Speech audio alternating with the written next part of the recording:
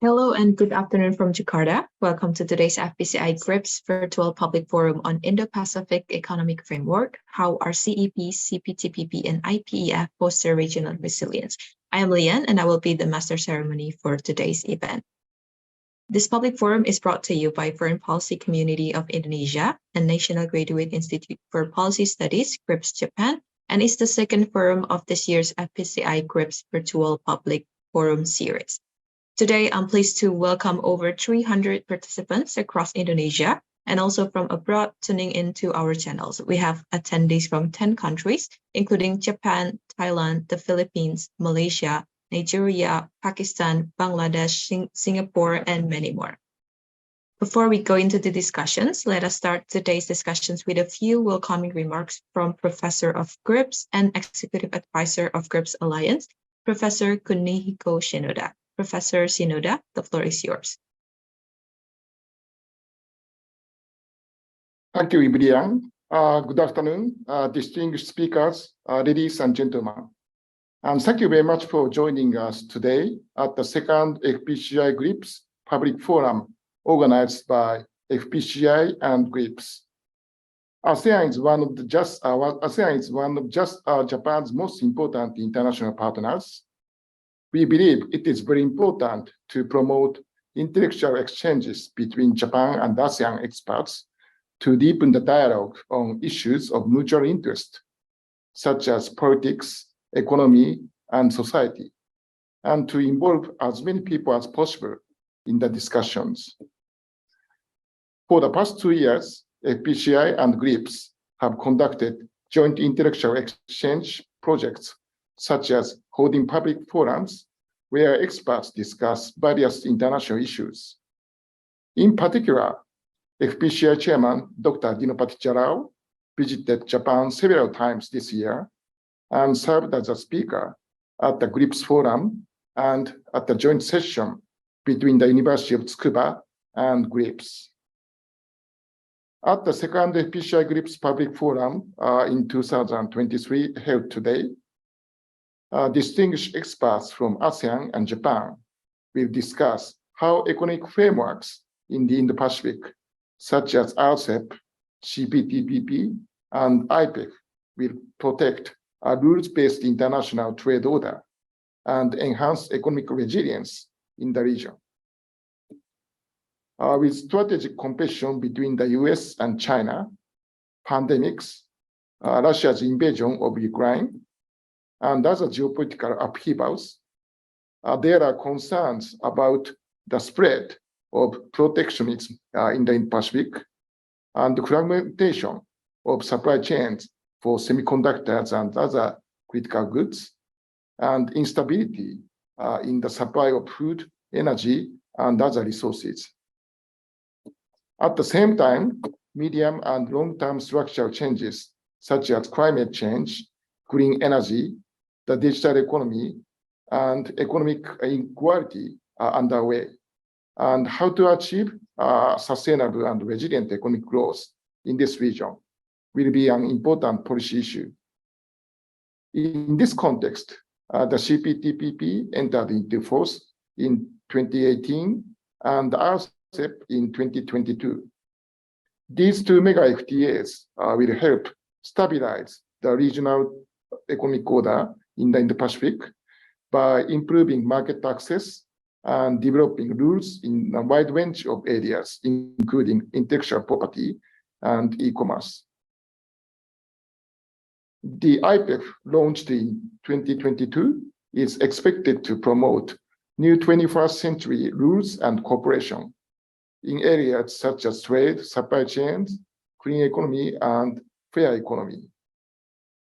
It is a very timely topic, how such broad-based economic frameworks like RCEP, CPTPP, and IPEF will enhance the sustainability and resilience of the Indo-Pacific economy, which has been affected by geopolitical upheavals and medium to long-term structural changes. We should also focus on the role of middle powers, such as Japan and ASEAN countries, as well as minilateral regional architectures, such as ASEAN and Quad, in the economic resilience of the Indo-Pacific region. I look forward to a lively discussion among the moderators and panelists on these issues during today's public forum. Last but not least, I hope that the ASEAN and Japanese audiences who attended today's forum will continue to participate in the future events, such as the public forums organized by FPCI and GRIPS. Thank you for your attention.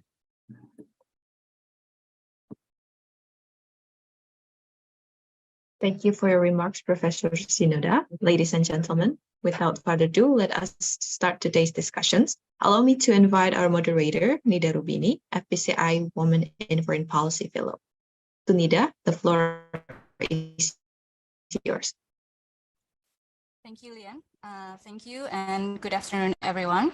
Thank you, FPCI and GRIPS for having me. I'm Nida Rubini, Women in Foreign Policy Fellow of FPCI, and I will be moderating today's discussion. Ladies and gentlemen, the Indo-Pacific region makes up about 60% of the world's population, and it is projected to be the largest contributor to global growth over the next 30 years. And because of this strategic and massive economic potential, this region is become increasingly a hotspot for geopolitical and geoeconomics power play. And because of that, to ensure the openness of the region, to enforce rule-based international trade, there were some international trade frameworks that being established in the region. We have RCEP, we have CPTPP, and we have IPEF. These international trade frameworks and initiatives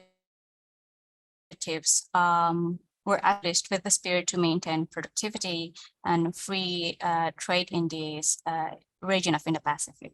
This forum today, we here to discuss about how the existing of economic frameworks in the region could foster further the regional economic resilience of the Indo-Pacific.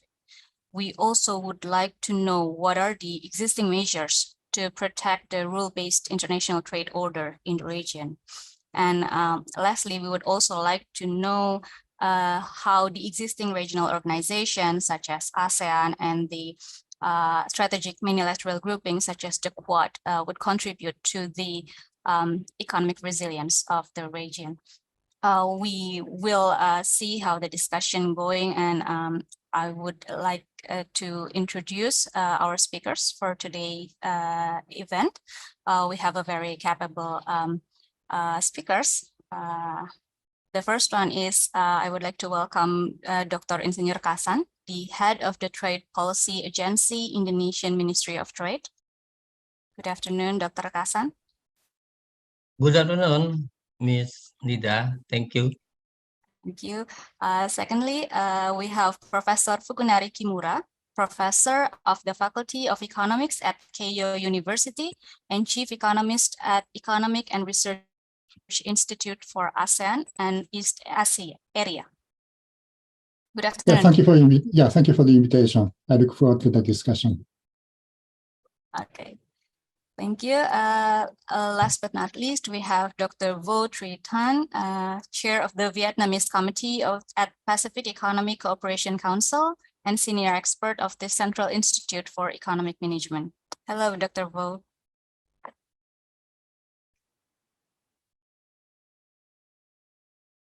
You're still muted. Okay, good afternoon, everyone. Okay, thank you, Dr. Vo. Before we begin with the discussion, I would like to kindly remind all the participants of some housekeeping rules.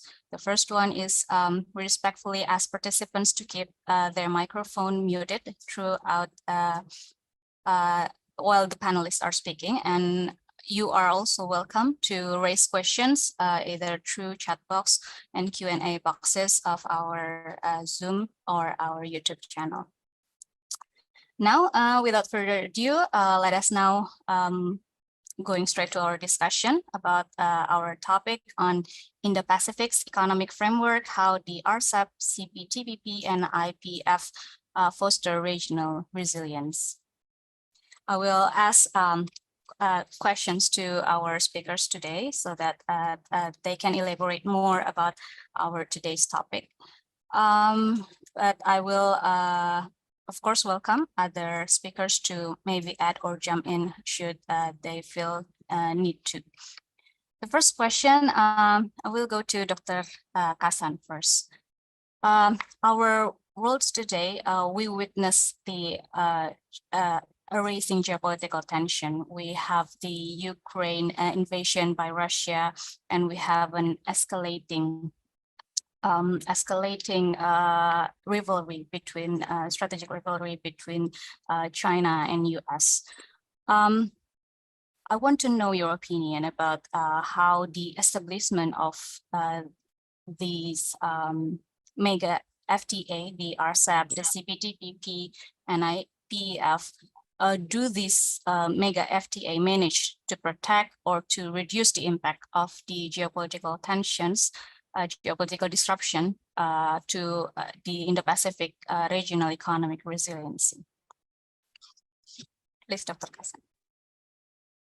Yeah, thank you, Mbak Nida. So I think with the establishing of mega FTA such as RCEP, CPTPP, and IPEF, so we know that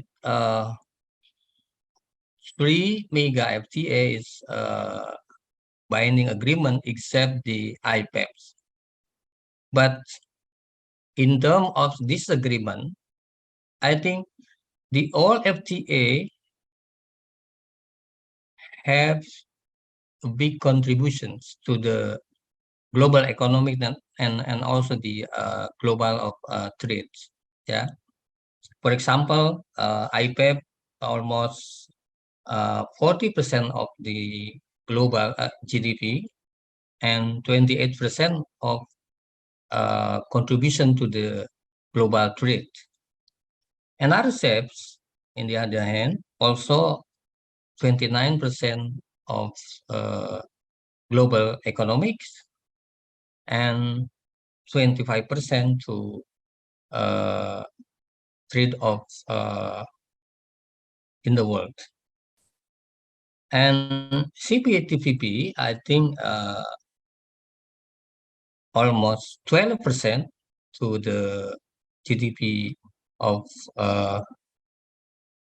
in the world and 40% of global trade. But if I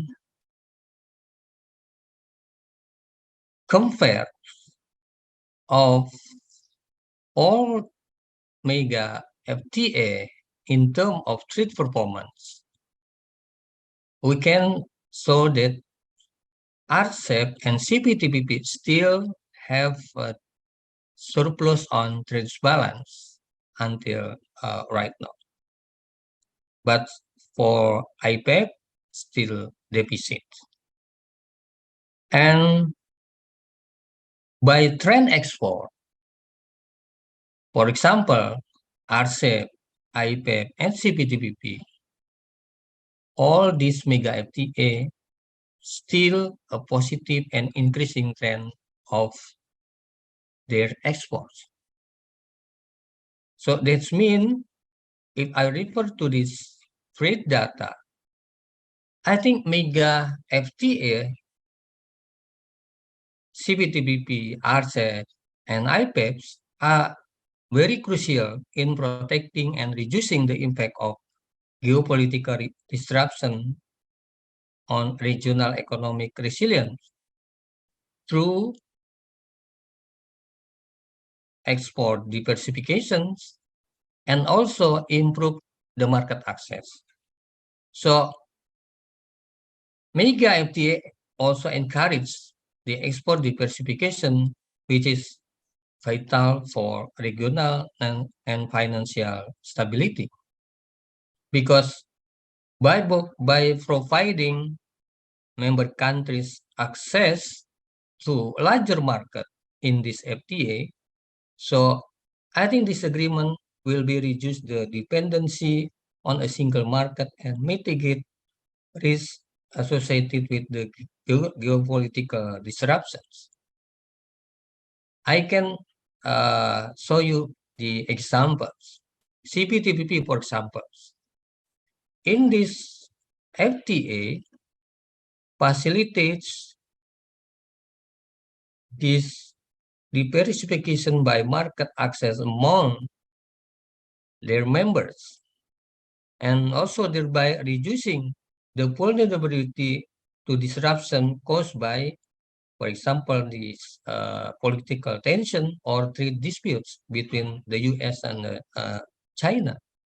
So even though Indonesia is not a member of CPTPP, I think Indonesia export, especially non-oil and gas, to the member of CPTPP during period of 2017 and until last year still increased almost 9% per year. So this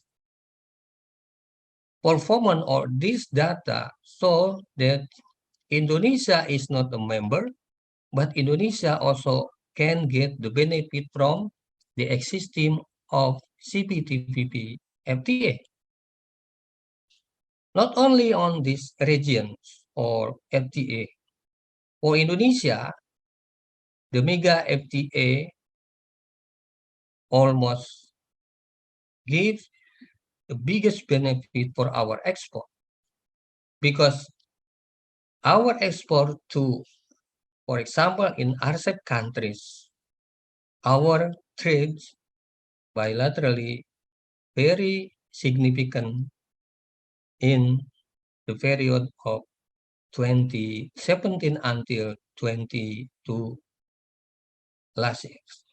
So this RCEP, for example, comprise 15 the Asia-Pacific countries member, and very significant to boost our market access and ensuring that they increase our works with the others and can count down disruption in one country. So I can show also the other indicators. This is the intra-trade amongst the FTA of RCEP, IPEF, and also the CPTPP. So I can find out that the trend of export and the trend of import intra this each FTA still increase very significantly. So this means I can say that mega FTA, RCEP, CPTPP, and IPEF, if I identify from the trade performance, this is very significant to get and to reduce the impact of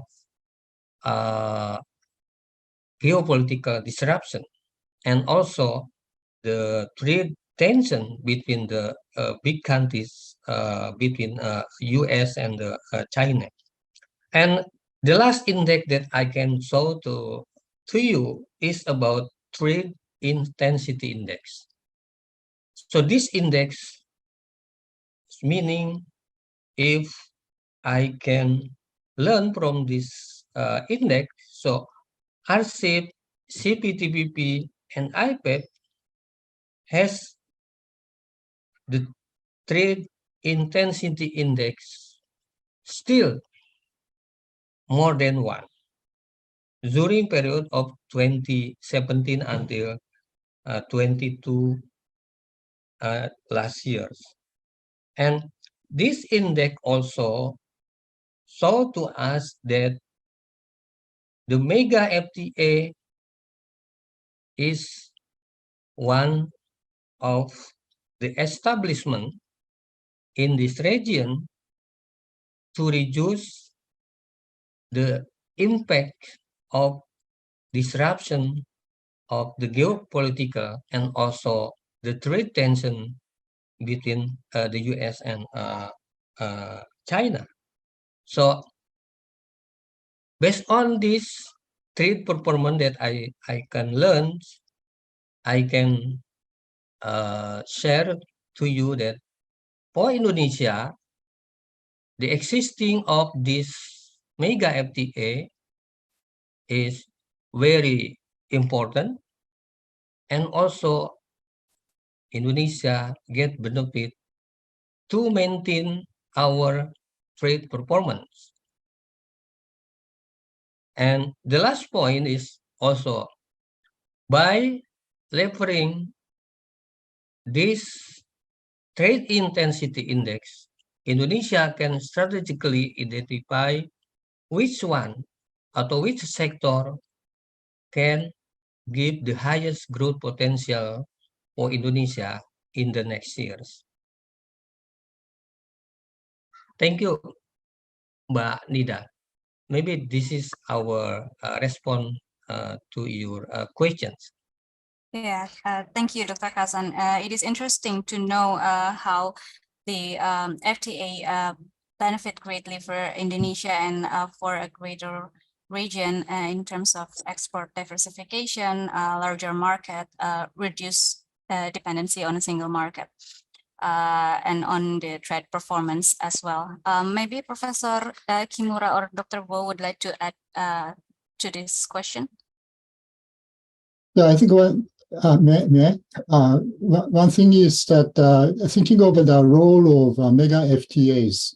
So in the past, we are just talking about freer trade investment, liberalization, and also the new international rulemaking. Those functions are, of course, important. But in the current situation in the world economy, how to reduce policy risks, particularly some countries would utilize trade policy and others for political purposes, how to reduce that kind of risk, and also how to defend a rule-based trading regime.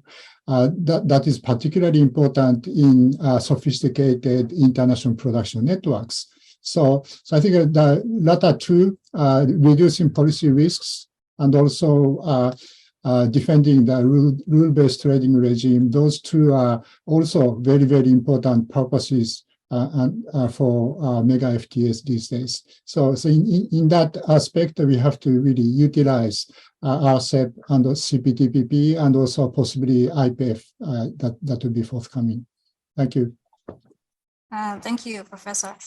So to reduce policy risk and defending the rule-based trade regime, it's very important. Dr. Vo? I think, yes, this time, maybe it's not good time, right? Because there is a tendency for the world to be fragmented, not just economically, but also geopolitically, right? And fragmentation, and that's about inefficiency of resource allocation. But our region benefit a lot from the rule-based, open and free trade and investment, right? So RCEP, CPTPP and IPEF, that's about the free and open and rule-based trade and investment, and that's about resource efficiency of resource allocation. So that's good for economic growth or for development. And we already witnessed the benefit of trade and investment liberalization over the last 3 decades. So as Kimura has already mentioned, RCEP, CPTPP and IPEF somehow support the international economic order, right? Benefit to everyone. So that's one thing. The second one is I would like to emphasize RCEP and particularly CPTPP and IPEF. That's not just about market access, not just about trade investment. That's about behind the border regulation, right? Arrangement. So that's about the economic reform for each member. And you know, domestic reform is very important, you know, for development, for growth, for strengthening the supply chain, and also to make the supply chain to be more resilient. And another thing I think also very important, not just RCEP, CPTPP, IPEF can mitigate the risk and negative impact of fragmentation, right? We have seen we see today, but in some sense, right? That's also about the new trade issues. If you look at the CPTPP, or particularly look at the IPEF, right? Supply chain, clean economy, fair economy, and digital economy, and everything. So again, that's about also supply chain. Today we talk about. If we think about formation and development of supply chains, not just rely on the comparative advantage, right? Promoted by the mega trade or FTA, mega FTA or FTA, and the whole trade and investment liberalization. But now they are also very much related to, you know, data flows and a movement of expert skilled labor, and also very high interaction with the technology development, right? So CPTPP in particular, and RCEP in particular, IPEF, you know, try to be dealing with that, the new issues of trade, right? So basically my argument about the role of RCEP, IPEF, and CPTPP about it. One, they support the international economic international order. We follow over the last 3 decades. Second, they support not just trade, investment, cross-border, but also domestic reform, domestic regulation improvement. And last but not least, they also try to dealing with the new issues of trade and investment. That's very crucial for the development and resilience of supply chains. Okay, thank you, Dr. Wu. So you highlight 4 important impacts of the MEGA FTA, which is to support international trade order, and then to support investment and domestic regulation reform, and new issues on trade, which include a stronger supply chain. This bridge to our next question about supply chain. When we talk about economic resiliency, it is always associated with resilient supply chain. And I would like to ask the next question to Professor Fukunari Kimura. Currently, China is the global hub for supply chain. However, we are seeing China economy slowing down. And on the other hand, there is a decoupling on strategic technologies from the US, such as in microchips industry, with the recent US President executive order to ban American investment on microchips industry in China. What is your comment about this development? Thank you. Yeah, the resiliency of the economy and also the resiliency of supply chains, those are very closely related, particularly in the case of ASEAN, the exposure to international production networks, particularly in electronics and automobiles, those are very, very heavy. I had some econometric work measuring the commitment level of ASEAN member states on machinery international production networks. Those are very heavy. So I think the issues are extremely important, particularly for ASEAN member states. As for the Chinese economy slowing down, starting from the latter half of the last year, and then they are really obviously really slowing down this year. So there are many articles talking about this kind of slowing down, how to interpret that. some are really talking about the issues are really structural, and this is giving them a really long-term slump of the economy. Some are still talking about some sort of cyclical matters coming down, and then eventually the Chinese economy would rebound. So to me, I think we need to watch a little bit more carefully. They obviously have some structural problems, but that really change sort of the whole picture of their economic growth. And also they are really strengthening internal linkages rather than external linkages. That's a sort of big policy that they are talking about. But the Chinese economy is big. So even if the external linkages are relatively slowing down, still their economies are pretty big. So, and also from the viewpoint of ASEAN, in this kind of economic and political environment, the relationship between China and ASEAN may be strengthened rather than shrinking. So I think we have to watch a little bit more careful on the Chinese economy. As for the US-China confrontation, that's a sort of major topic that I'm working on recently. So particularly the effects of US export controls, technology decoupling in a sense, how far that kind of policies would affect international trade. Actually, the effects are so far not really huge, maybe much smaller than people talked about in mass media. So just even in a sort of high-end semiconductors and some part of semiconductor-related products, I think the effects are just a few % of the total trade. So still, I think the scope of export control, technology decoupling going on and getting bigger. So we have to watch very carefully. So some parties are related to the pattern of foreign direct investment too. So we may have a little bit more permanent effects coming up from there.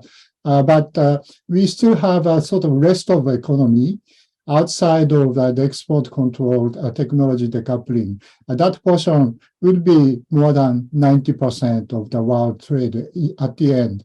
So I think ASEAN's economies are most of the ASEAN economies are the rest of the economy. I think that portion, at least, we have to keep the rule-based trading regime and really a vigorous economy over there. So I think ASEAN is particularly important to defend on the rest of the economies or trade order. So from that viewpoint, I think these days we still have a sort of intensifying confrontation between the US and China, but at the same time, the people in Washington, D.C., White House, even, and also the Europeans start talking about from decoupling to de-risking, and also small yard and high fence. So I think that means that they are trying to set some sort of equilibrium that as the forces that strengthening sort of restrictions, confrontation. The other side is a sort of economic forces. Still, we have to keep some social relationship with China. I think that's a sort of issue that we are talking about. So the role of mega FTAs in that context, RCEP should be very useful because particularly for reducing policy risks, because we have China there, so one of the superpowers in RCEP. So once we have some sort of a possible policy risks, say trade policy will be utilized for some political purposes and we can talk. I think that kind of function is very important. And also CPTPP does not include two superpowers. That means that that's a gathering of pro-trade, pro-investment, middle powers group. So I think that would be great that CPTPP would have more participants coming from ASEAN too. And also IPEF, they have 4 pillars. trade, supply chains, clean economy, just economy. The second pillar, supply chains, they've already got some sort of a basic conclusion in the negotiation. I think the contents are very interesting. Of course, governments cannot control supply chains directly. So what governments can do is certainly limited. But what they try to do is to allow each member state to specify what is important items to watch carefully. So I think that's a very interesting framework. By itemizing important things, then we are having a sort of monitoring system, information exchange, and once we have some sort of a big trouble, then we will do some consultation. Not really controlling the whole supply chains, but trying to help with each other. So I think a sort of interesting framework. And also the color of quote unquote the friend shoring, so you have to choose which side you are there. That's say called friend shoring here. That kind of color is getting thinner in a sense in the negotiation from my observation from outside. So I think it's much easier for ASEAN countries to come into that kind of framework, I think. And also WTO's appellate body, that's a second tier of a dispute settlement unit, is frozen right now. So because the US is blocking the appointments of new members for appellate body, instead, according to the EU's initiative, we have so-called MPIA. It may not be talked very much in ASEAN, but multi-party interim appeal arbitration arrangement. That's a long name. MPIA. This is a sort of temporary substitute for appellate body of the WTO. And also this is a sort of under the pillar of arbitration processes consistent with the WTO. So it's not really violating WTO. I think in ASEAN, only Singapore is a member now. Japan joined very recently, last March. China, Hong Kong, Australia, New Zealand are members. India are not. So I think if other ASEAN member states can join MPIA, this is really a strong message that the ASEAN member states are really supporting the rule-based trading regime. So this is just one example, but we can utilize regional and also multilateral channels to support the rules-based trading regime. I think the role and the leadership of ASEAN, particularly Indonesia, is going to be very, very important. So that's what I wanted to say. Thank you. Thank you, Professor Kimura. It's very interesting to know you mentioned about how the regional and multilateral organization, including WTO and then ASEAN, also have an important role on, for example, information exchange or consultation to increase, in general, the economic resilience of the region. And next, I would like to go to Dr. Vo again.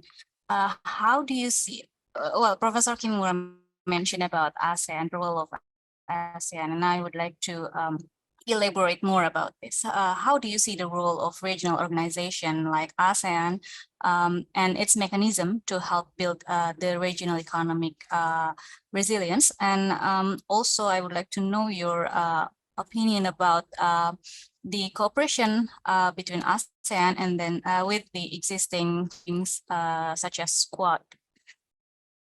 Please, Dr. Okay, two things. One is about the how we can, ASEAN can have a good thing to do to make the supply chains more resilient. And the second, I would like to talk about the role of ASEAN, right, today. Number one, as I already mentioned, if you talk about supply chains, right, So that's about the how we can see the smooth movement of everything, right? From input to the outputs, right? And the whole process of production, logistics, whatever. So the key thing is that's about the partner, you choose to play with, right? Second, that's also about the market. You can sell your product, right? And as I already mentioned, how we can to be attractive, to attract resources to come to you, right? Investment, skilled labor and everything, expert, technology. So ASEAN is good. Some said one is Kimura already mentioned ASEAN is a key player in the production network and many supply chains, right? We talk about typical supply chain like textile, garment, or automobile, electronics, right? Now semiconductor, chip industry, whatever. And our partners, not just from ASEAN country, but also from the many very important countries, also our partner, Japan, Korea, China, Australia, New Zealand, India. We have many kind of FTAs, right? For example, the ASEAN Plus One FTA. We also have very good market. EU, US, and not say the on the market in on the member, for example, ASEAN and India. So that's good. But that's not all. The thing is, ASEAN have a good cooperation with the partner, and particularly with the member. They can be in the FTAs and even mega FTA. Kimura already, right? Many ASEAN join the TPP or on ASEAN also country also member of ASEAN, and 7 ASEAN country member of IPEF, right? By the way, and many big superpower like China, US also join some kind of FTA or mega arrangement like the IPEF. So that's the thing. So we have the rule-based FTA or arrangement. We have cooperation with all our key partners together, 2 things. So I think that can strengthen the resilience of the supply chains, right? Now about the role of ASEAN. I think, of course, we have some problem, right? But anyway, on the power, on the mid power, on the superpower, right? Recognize the importance of ASEAN centrality, right? And corresponding mechanism, related to the concept of centrality, right? So ASEAN is a very good place, right? Not just for dialogue, but also cooperation to support the global or regional building block and many kind of architecture in the region. Second, ASEAN already also a hub for investment and trade, and rely on already mentioned FTAs, mega FTAs, and trade and investment arrangement. And third, I think that's good for the whole world to look at. ASEAN is not just about trade and investment liberalization. ASEAN is community building, right? So if ASEAN can succeed in that sense, right, with the goal prosperity, development gap narrowing, So ASEAN can be a good example, right, for a rule-based international order and free and trade investment, bring about not just cooperation but benefit for all. So I think we can talk about challenges we are facing later. But anyway, I think ASEAN now is a good one. And I remember when we had a seminar in Jakarta last 2 months ago, right? And people talk about how ASEAN choose the side, right? We don't choose side, we choose on side, right? And that's the good thing for the resilience of supply chains, and more than that, good for development and economic growth. Okay, thank you. I stop here. Thank you, Dr. Vo. It's very interesting to know your insight about how ASEAN as a dialogue and cooperation aside for organization, and it is already become a hub for investment. So it is a good starting point to be the central driver of the region economic resilience. Just one thing. Okay, please, Dr. Vo. Important, right? ASEAN is about 3 big C. We have to keep that in mind and in heart. One big C, number one is community. Second, big C, there's a cooperation or connectivity within ASEAN, outside ASEAN, and last but not least, centrality. So ASEAN, for me, that's about 3 big C. We have to remember that and keep that. All right, Dr. Vo. Community, cooperation, and connectivity and centrality of ASEAN is important for the regional economic resilience of Indo-Pacific. Okay, we will continue to our next question.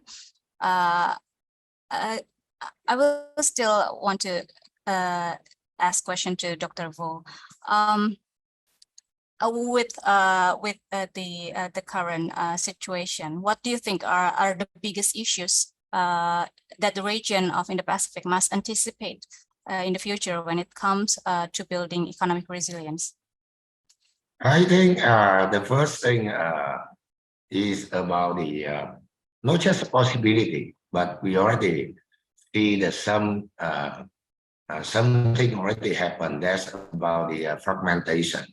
Not just trade and investment fragmentation, economic fragmentation, but also, geopolitical fragmentation, technology fragmentation, financial, right, payment system fragmentation.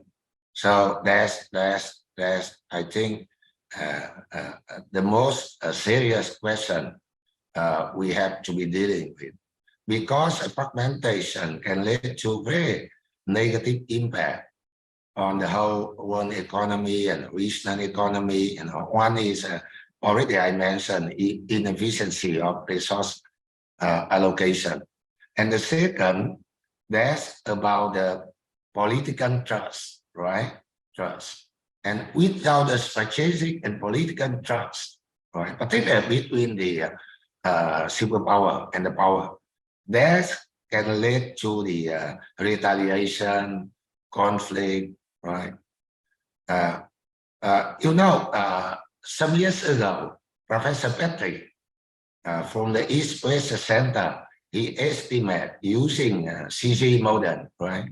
So if we implement, RCEP or CPTPP in the good manner, that can be offset only the cost, brought by the trade war between the US and China. So I think fragmentation, and last but not least, with the fragmentation confrontation between the superpower or the power, the global multilateral institution become much less effective. And that's all the thing, of course, make more harm than good for the small economy like the ASEAN economy. I think that's the key challenges we are facing now. So two questions. One is we can mitigate the risk. That's about talk today. We have, right? The risk and negative impact of fragmentation. And the second, how we can restore the rule-based and free and open international trade and investment or international order. So I think that's the key thing and the key question. And we already mentioned the role of ASEAN and some kind of FTA like CPTPP and RCEP and maybe IPEF.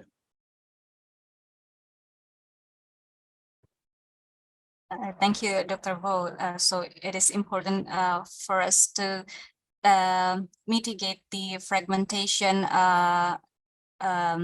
issue on investment, on economic, geopolitical, even on payment method, because it can bring negative impact to the regional economic resilience. Next, I would like to go to Dr. Kassan. As we know that the region of Indo-Pacific is a very diverse region. There are developed countries, there are developing countries. The development and the economic gap among the countries in the region is very variative. How do you think the existing economic frameworks and initiatives that we have in the region could bridge the development gap in the region and to ensure that no country is left behind? Please, Dr. Kassan. Okay. Thank you. So if I refer to Dr. Fu mentioned about the position of ASEAN as our region, so that's the gap of development. I think this is the fact that we are facing. So we are also witnessing the stark contrast between countries that have achieved significant progress in terms on the development, and these they are still struggling to overcome poverty and inequalities. So the gap, for example, in the GDP per capita between the member countries, either on RCEP or CPTPP or IPEFs, I think is still challenging. So this disparity not only hinder our region overall the growth, but also in stability. So because the threatened social cohesion and sustainable development is one of the goals in all the FTA that we have. Therefore, to address these challenges, I think we have first to acknowledge the existing economic frameworks and initiatives that we have played in a crucial role in driving growth and also in the development. So these frameworks, such as the trade agreement, regional integration, also have contributed to the economic progress, not only in our region in ASEAN, but also in like member of CPTPP and also the IPEF countries. So one of the critical opportunities, I think, is re-evaluating these frameworks or agreement to ensure that they are inclusive and left no one behind of member countries. So this requirement, I think, need a shift in mindset from pursuing economic growth at any cost to prioritizing equitable developments for all members in its FTA or in its regions. So for these challenges, I can see on all 3 mega FTA that we have, because several initiatives that conclude in those agreements, this is in line with the objectives to bridge the development gap in the regions and also to ensure no countries are left behind. For example, in RCEP, I think in RCEP, embrace mutually beneficial as a prominent feature in the agreements, and also take into account differences in level of development between RCEP member countries. Also in IPEF, for example, I know that IPEF have the promotion to keyword that is promote a fair economy as an effort to facilitate investment in infrastructure, and also another initiative to this region. The last, in CPTPP, for example, I think CPTPP, state cooperation and capacity building, which is cooperation and capacity building activities must be carried out to accelerate economic growth, but also the development of all the member countries in CPTPP. So any initiative in its agreement or in its FTA, I think is one of the tools to make sure and to give the bridging of the development gaps in the regions, and also to ensure, to make sure no countries are left behind in each regions. That's what I can share our views on this question. Okay, thank you, Dr. Kasan. How do we countries, member countries, ensure that all the arrangement within the frameworks and initiatives in the region is inclusive through cooperation and capacity building? I think I can highlight that point from your answer. Next, I would go back to Professor Kimura. Previously, Dr. Kasan talked about sustainable development.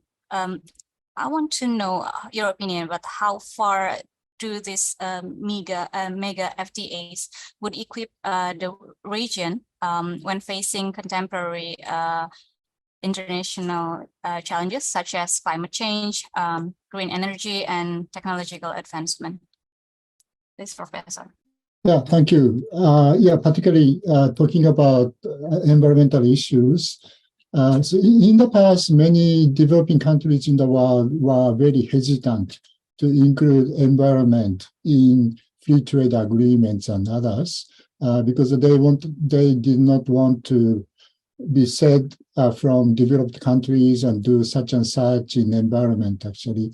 But I think atmosphere is changing to some extent. So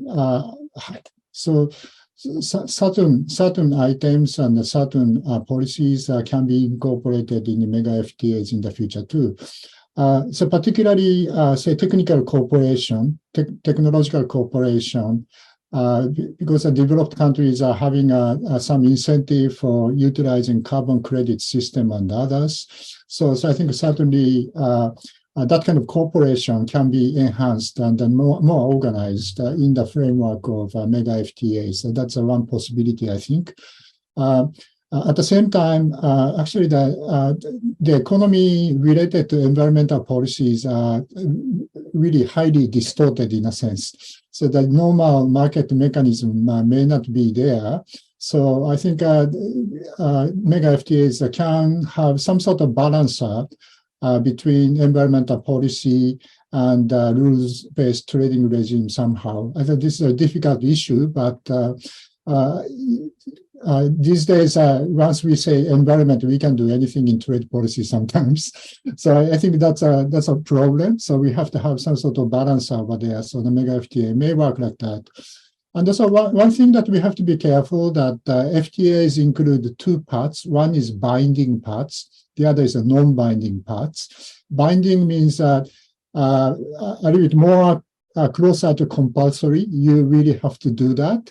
And also, once you cannot really do, then we may need to go to dispute settlement. So FTA itself may not be a really, really hard commitment, actually, but more closer to compulsory.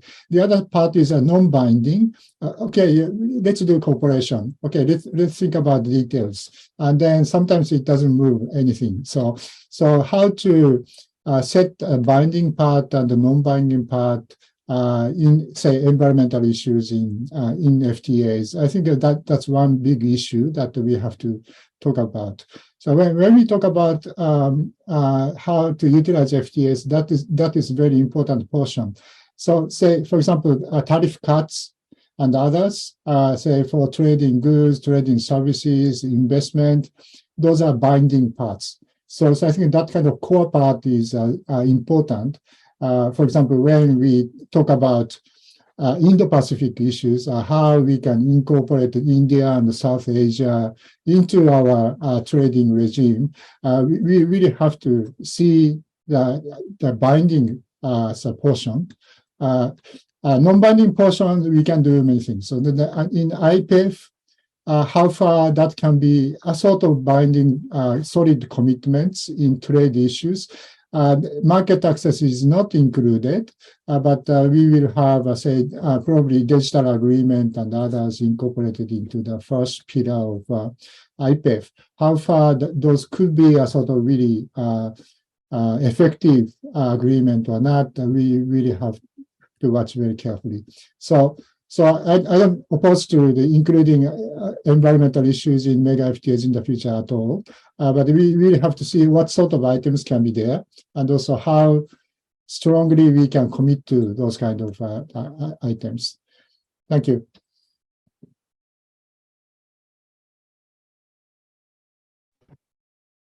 Thank you, Professor Kimura.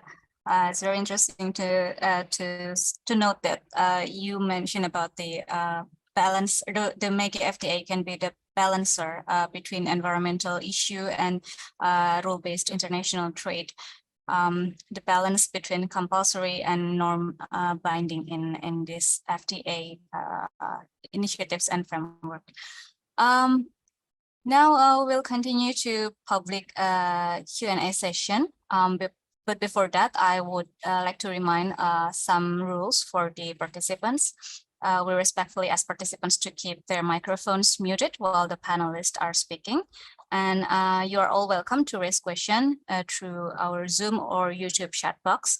And due to time constraints, we would also like to ask participants to deliver their questions concisely and if possible, just directly to one of our speakers here.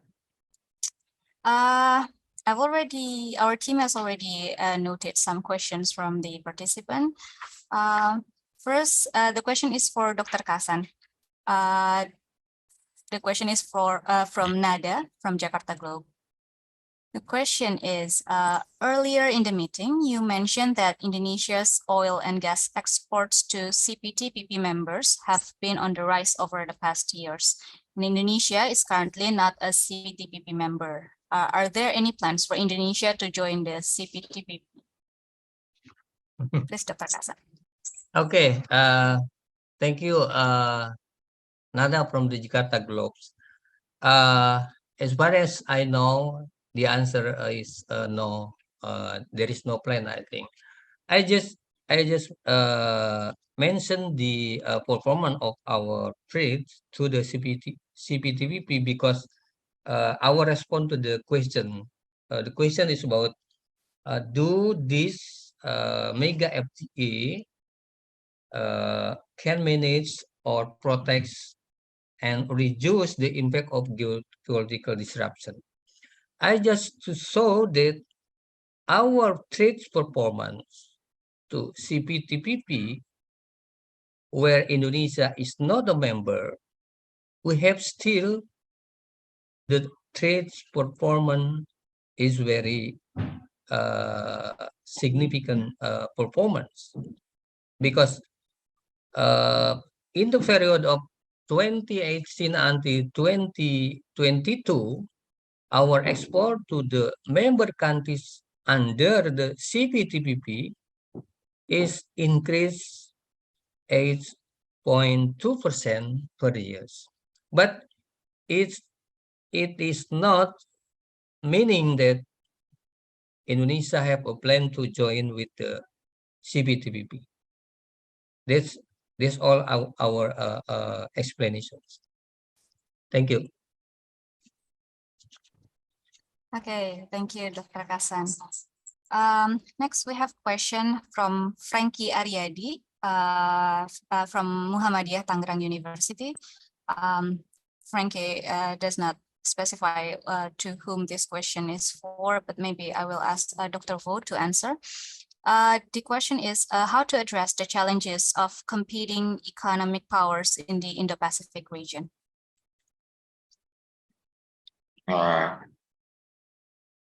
Very not easy question, but I think I will take the experience of Vietnam, right? Vietnam now we join 18 FTAs, including very high quality, no say about RCEP, ASEAN +1, and many other. We have very high quality FTA like TPP and later on CPTPP and EV FTA, Vietnam and EU, right? So I think somehow to mitigate the negative impact of the confrontation between the power, there's very much depends on two things. Number one, there's more about political decision, right? That's about integration in general, strategy. In the case of Vietnam, we try to balance between the power, try to be the best friend of the help on the country in the world, right? We don't choose side, we choose the right thing, right? So that's very, very important. And if you look at the FTAs, Vietnam have nearly all the member of FTAs, also our comprehensive strategic partners, right? So that's about rule-based game and cooperation, right? We talked about before. Second, not just driven by diplomacy, politics, but also the way you join the trade and investment arrangement, right? In the case of Vietnam, we very emphasized on those markets we export our product, and also the market trade for the inputs of the whole process of production, right? So if you look at the FTA in Vietnam, right, for the Vietnam case, you will see, FTA cover nearly all the country in our region, right, Asia-Pacific, because we have a good production network. At the same time, we also have the good arrangement, so we can easier to access to the big market like Europe, like North America, right? And not just about trade, we try to, how to say, combine the trade strategy and also investment strategy, and most important thing, right? Integration is only necessary for development, not sufficient condition for development. We need to have both integration and domestic reform, and integration and domestic reform reinforce each other, right? So that's the way Vietnam have done so far and try to do, right? To be dealing with the complexity, complication, situation in the region and in the world now. Crazy. Okay, thank you very much, Dr. Vo. Next, I would like to invite our participant in our Zoom, Bapak Muhtar Ahmad. You raise your hand. You can please unmute your microphone and please deliver your question.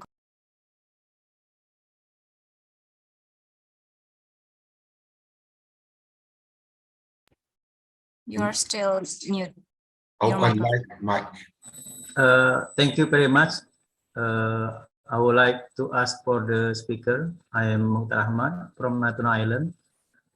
First, for the Indo-Pacific economy framework, how at the future we use one currency like Europe to make the harmonized of Indo-Pacific economic framework. Second, we stay at small island. Can we make trade for the epicentrum, because Natuna is epicentrum of ASEAN? Can we trade for the future directly with the ASEAN? Because at the past, Natuna Island has made trade to the ASEAN members country directly. Thank you very much. Do you have any specific speaker that you would like to ask the question to? All of the speaker. Okay, but maybe for time, yeah, thank you. You can lower your hand, please. For time constraints, I would like to ask Professor Kimura to answer the question about the future of one currency in Indo-Pacific. Would that be possible? And how do the trade of small island to the ASEAN member? Yeah, thank you very much. For the first question, certainly once we have one currency, then that would enhance the sort of transactions. But at the same time, once we commonize the currency, then we cannot utilize monetary policy individually. So usually that cost is very high too. So we have to think of cost and the benefit over there. So in case of ASEAN member states particularly, the development stages are quite different. The countries' up and downs are different too. So in a kind of long run, maybe we'd better have a sort of adjustment mechanism by allowing exchange rates moving. So that means that the currency should be separate. In the short run, of course, we'd better have a sort of not really free movement over there, then have a lot of transactions. So I think in case of European countries, the development stages are pretty common relatively. So that's why they could do that. But in case of ASEAN member states, maybe it takes time a little bit more to think of that. So second question, small island, how to trade that. The FTA can do for tariffs and also some other non-tariff barriers and others, how to liberalize that. But at the same time, in order to make actual trade, we need, say, transport infrastructure and also logistics services and others. So certainly once we introduce, for example, digital technology, then the information exchange and also matching in businesses and those kind of things can be better, of course. But in order to make a sort of a trade, not just talking about trade policy, but other things, particularly transport infrastructure, logistics and others, should be going together. So I think what would be a sort of bottleneck in order to enhance trade? I think that's a very important thing. So and then we have to have a set of policies to enhance trade over there. Those are my answer. Thank you. Thank you, Professor Kimura. Next question. We have a question from Shelfie Lukito. I think this is maybe for Dr. Kasan, the question. The question is, what are some key drivers of economic growth in the ASEAN region, and how have they impacted the member countries' economies?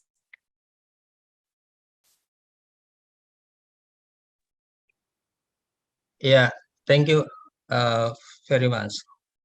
I think this question almost explained by Dr. Fo earlier. So ASEAN as centrality and connectivity, and what is the main factor to contribute on this ASEAN economic development? First, I think this is the investment, and then the second, also the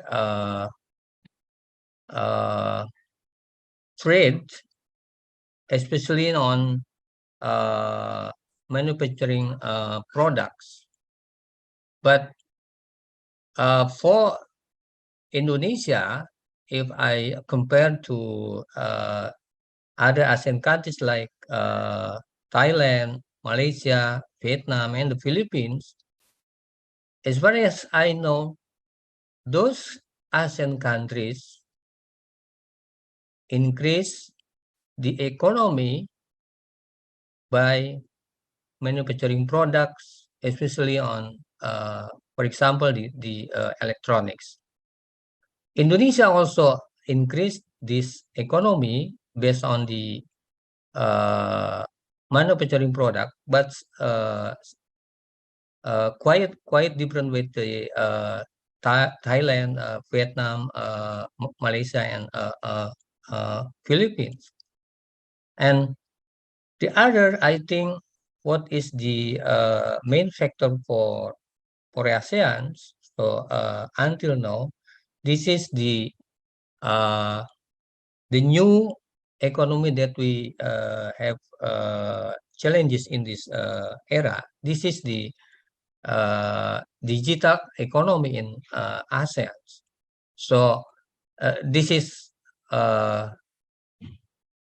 the main factor to contribute to ASEAN economic development. I think this investment, and then manufacturing industries, and then the digital economy, and also ASEAN to become the part of the global value chains. So after COVID-19, I think that Professor Kimura also mentioned earlier. So I consider that the COVID-19 is already one factor to change the structure of global value chains, because earlier global value chain is dominated by region from China, but after COVID-19, this is separate to other Asian countries, include in ASEAN region, I think. So this is my response to the questions. Thank you. Thank you very much, Dr. Kasan. Next, we have a question from Brian Tan from ASEAN Japan Center to Dr. Fukunari. Do we know that the utilization rates are for the mega FTAs for ASEAN countries? Are they being heavily used by small and medium enterprises, or are larger corporations benefiting more? Is there anything that could be done to improve the situation? Please, Professor. Yeah, thank you very much. These days, some countries are really governments allow researchers to get access to customs data, very detailed custom data. Say such and such imports are subject to such and such FTAs or WTO basis MFN. That kind of information is available sometimes. So particularly in case of Thailand and others, Indonesia, no, actually, we like to utilize that. But so we have a really micro analysis these days. So the one issue is that in ASEAN member states have multiple FTAs, even with the same counterpart. So in case of, say, Japan and Indonesia, for example, we have Japan-Indonesia EPA and also Japan-ASEAN EPA. So in case of Vietnam, we have CPTPP too. So we have a sort of overlapped FTAs. So we have to check for the pattern of tariff removal across FTAs. So private sector is, of course, smart enough to choose the most advantageous channel to do that. So we check those kind of things. The utilization rates are raising, but maybe among ASEAN member states, we could do a little bit more. So particularly the usage by small medium enterprises or local firms rather than big firms or multinationals. I think utilization rates are probably lower. Then we need a little bit more facilitation for them and how to utilize a sort of a preferential FTA tariff rates. So we could do a little bit more on that. But in case of the degree of tariff removal, ASEAN member states should be proud of that. I think among ASEAN member states, already more than 99% of items are having zero tariff among ASEAN member states. I think that's a great achievement. We've never seen that kind of high-level tariff removal among, including developing countries. I think this is really a sort of achievement. So I think the governments did what they did, so that then private sector should utilize that somehow. So some sort of facilitation may be needed, how to utilize those kind of things. Yeah, that's what I wanted to say. So overlapped, so they choose what to use. That's what we observed that. Thank you. Thank you, Professor Kimura. I think this is also the expertise of Dr. Vo. I invite Dr. Vo, maybe you would like to add about to answer this question. In the case of Vietnam, we already have some study on the rate of utilization of FDI in terms of you satisfy rule of origin, so where you can access to other market with zero tariff, whatever. So as Kimura mentioned, over time, the rate of utilization increased. And as I understand now, the average rate of utilization in the case of Vietnam about 30-35%, but depends on FDIs, right?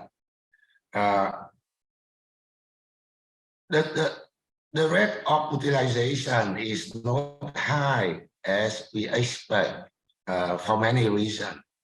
Number one, that's about information dissemination, The second, administration cost, right? Who's, issues the kind of license for the company, right? And the cost of that, administrative cost, also maybe a reason. Another one is for many kind of tariff, the differences between the WTO rate tariff and the FTA, very, very small, just small one. So enterprise or firm, they not much care about that, right? Already.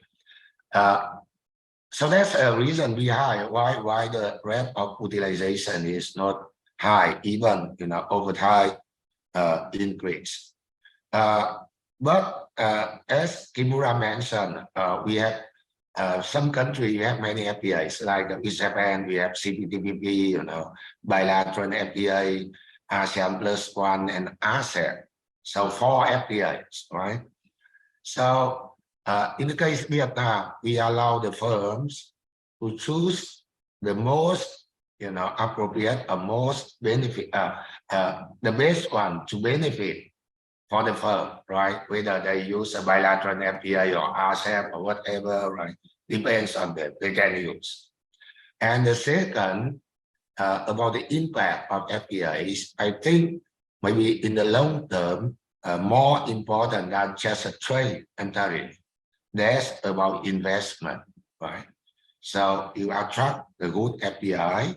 FDI can have spillover effect in terms of technology transfer, skill transfer, like vendors, right?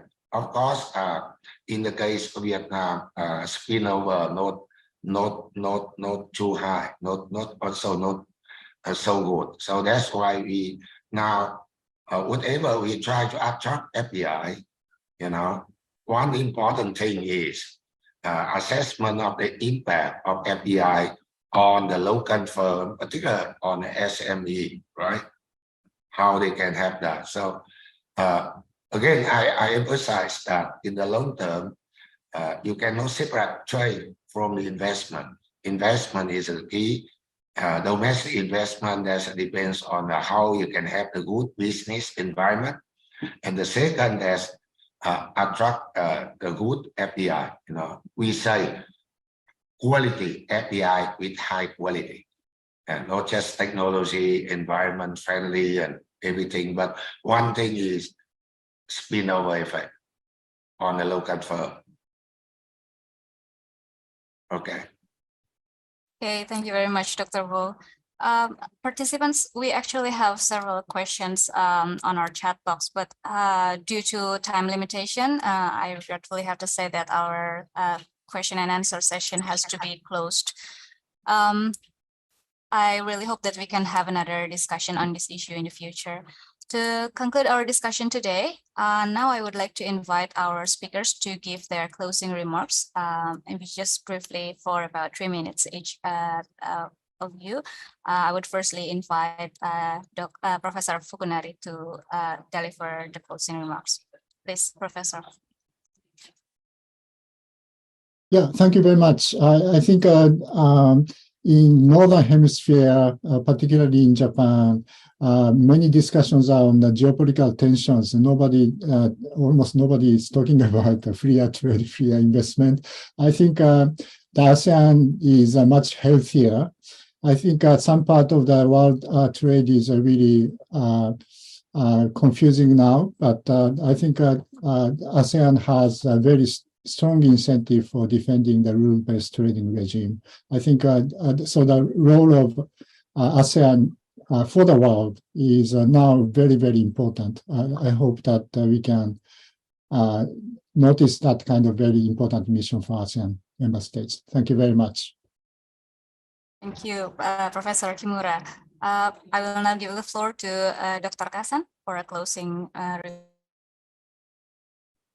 Yeah, thank you.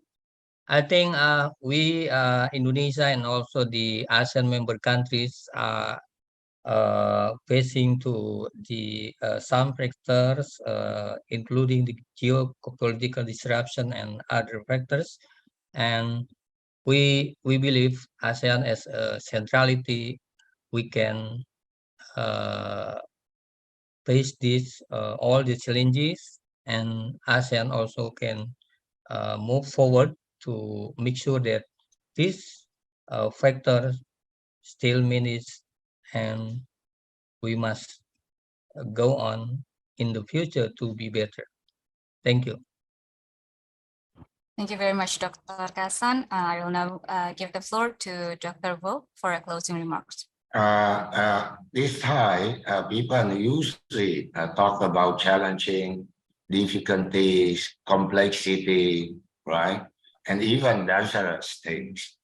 But I think this time also, about we need to talk about positive things, right? About the good things, right? And with that, we have foundation like today we talked about CPTPP, RCEP, and IPEF, and many other arrangement FTA. So we have good foundation for mitigate the negative impact of whatever we see up to now. And in that sense, ASEAN, if we keep in mind and in our heart with the three big C, community, cooperation of connectivity and centrality, right? We can contribute positively and significantly to dealing with the two questions, how to mitigate the negative impact of the fragmentation and how we, support the process of restoring the free and open rule-based trade and investment, thus brought the benefit to all our economy over the last 3 and more decades. Thank you. Thank you very much, Dr. Wu. Distinguished participants and our distinguished speakers, I really would like to thank Dr. Kasan, Professor Kimura, and Dr. Wu for the interesting, engaging discussion and very insightful. I'll really look forward to a similar discussion on this topic in the future. I will now give the floor back to the MC to close today's event. Thank you very much. Thank you, Nida, for moderating today's discussions, and thank you also to all the speakers for sharing your incredible insights. Before we wrap up the event, I would like to invite the speakers and also all the participants for a short photo session. So everyone have your smile ready. On my count, 1, 2, 3. Correct. Another one. 1, 2, 3. Okay. Thank you, everyone. It has been a fruitful discussions, and I'm sure the audience found the sessions interesting and highly informative. Today's event is available for rewatch on our official YouTube channel at Secretariat FPCI. Thank you, everybody, for tuning in to today's discussions. You can follow our social media handles for more information about our activities, events, program, and also stay tuned to our next FPCI GRIPS Virtual Public Forum via Instagram or Twitter at FPC Indo.